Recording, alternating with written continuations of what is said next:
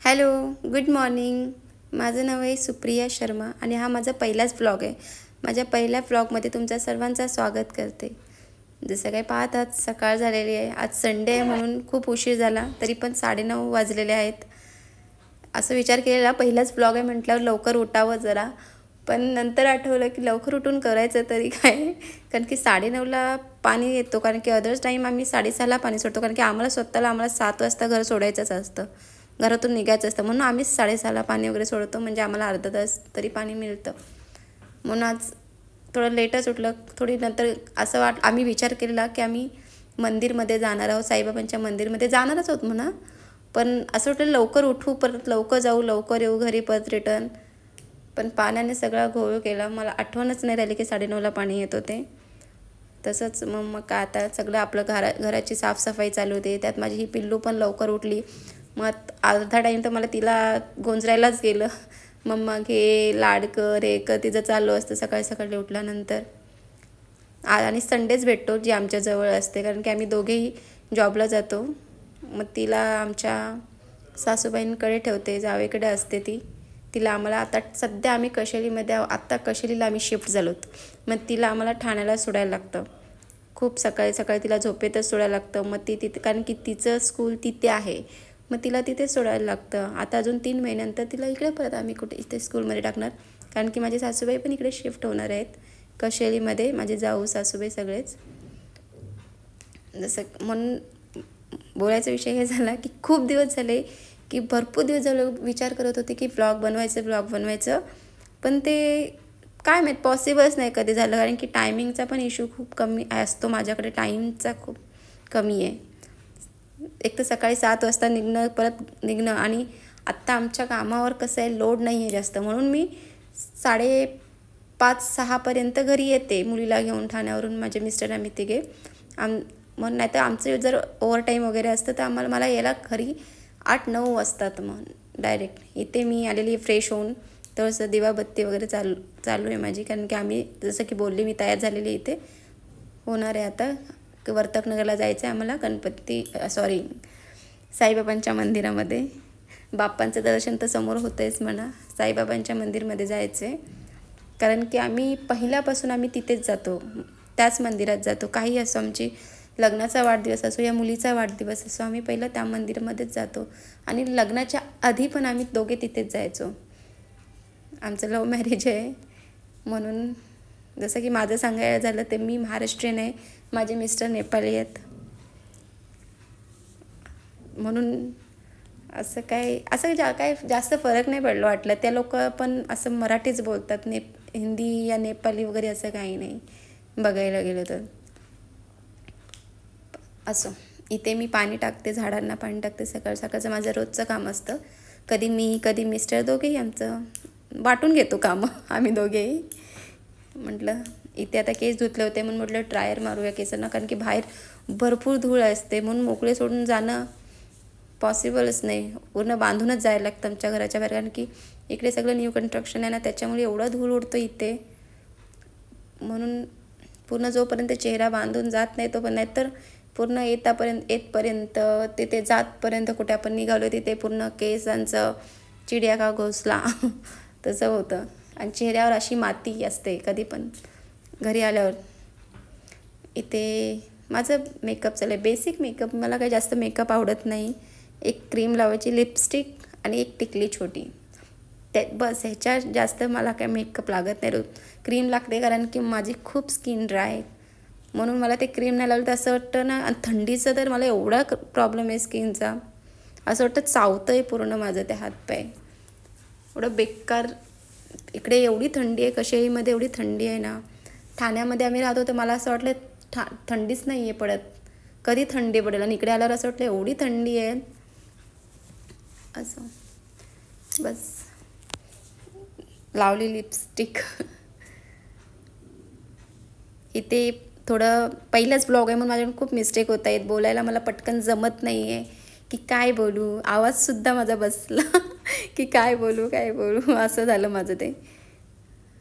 आता इथे आम्ही तिघेही रेडी आहोत आणि आम्ही निघालो तिघेही जायला. हे आता इथे पण माझी छोटी एक मिस्टेक झाली. मी इथून एक म्युझिक लावलेली या रोडला पण ती काय माहीत पुढे गेली, पुढून स्टार्ट झाली. परत माझ्यात तेवढी ते हे नव्हतं, पेशन्स पण एवढं नाही आहे की परत जाऊन ते एडिट करणं. परत हे म्हटलं जे आहे तसं राहू दे. आता आम्ही इथे आलं मंदिर, हे आहे साईबाबांचं मंदिर. बहुतेक लोकांना तर माहीतच असेल, ठाण्यामध्ये वर्तकनगरचं साईबाबा. हे माझी पिल्लू माझ्याकडे पाहिजे सगळं असतं तिचं. कदाचित गेली मिस्टेक जर झाली, म्युझिक इथे लागलीच नाही वाटतंय. खूप फास्ट आम्ही असं ठेवलं की, कारण की एवढा मोठा व्हिडिओ बनवायचं म्हटल्यावर एवढं लगेच होणार नाही. म्हणून म्हटलं मी अजून एवढी काय आयडिया नाही आहे मला. एडिटिंग पण मी स्वतःच केले, व्हॉइस ओव्हर पण मिस करते, बट ऑब्वियस. म्हणून इथे मी आता हेच माझ्याकडून मिस्टेक झाली की इथे म्युझिक लावली होती मी, पण ती लागली नाही. आता बघते मी पुढे काय होते तर, नाहीतर व्हॉइस ओव्हरच करून करायला लागणार आहे मला. कारण की ते खूप असं लॉंग व्हिडिओ होती ना, मग मला एवढं बोलू काय, तर इथे मी काय बोलू मला तेच कळत नाही. हे फक्त एवढं मला माझ्या मुलीने खूप चांगलं इंटरेस्ट दाखवलं की तिला एवढ्या वेळी तिने स्टार्टिंगपासून ती बास्केट या काय बोलू शकतो आपण, टोकरी, जे फुलांची वगैरे तिलाच पाहिजे, सगळं तिलाच करायचं होतं. म्हटलं ठीक आहे, घे तुझ्याकडेच घे. पाया पडत होती. भरपूर लोक आम्हाला तिला बघून खूप खुश होत होते तिथे. लहान मुलांचं तसंच आहे, कुठे जा आपलं वरच्यावर ना छाप असे सोडून येतात जिथे जातात तिथे. हे धुनी बोलतात आय थिंक याला, माझे मिस्टर धुनीच बोललेले. मला आयडिया नाही आहे एवढी काय. बस इथून आम्ही घरी आलो. हे मी घरी आली, पण दुपारी आम्हाला एवढं उशीर झालं की काहीच करू शकली नाही मी. डायरेक्ट आम्हाला म्हणजे आम्ही गेलो होतो मंदिरमध्ये, पण तिथे आमचे जरा आम्ही जिथे पहिले राहत होतो तिथे आमचे काकी वगैरे होत्या. त्या खूप दिवस मला फोन करत होत्या, ये भेटायला. मग म्हटलं आज जाऊया. मग तिकडे आज गेल्यानंतर एवढा उशीर झाला घरी यायला की दुपारचं जेवणाचं आता काहीच ठिकाण नाही. मग शेवटी मिसळपाव घेतली. मिस्टरांना आवडते, मला काही आवडत नाही एवढं जास्त काय मिसळपाव घेतली, खाल्ली, झोपलो आम्ही दोघी. कारण की त्यांना पण संध्याकाळी रिटर्न ते ॲमेझॉनला जातात, म्हणून ब्लॉग बनवायला तर काहीच भेटलं नाही. डायरेक्ट मग संध्याकाळच्या जेवणाच्या टायमालाच मी मोबाईल चालू केला. इथे पण मला जेवण बनवायचं होतं. ही माझी मुलगी मध्ये मम्मा माझं होमवर्क घे.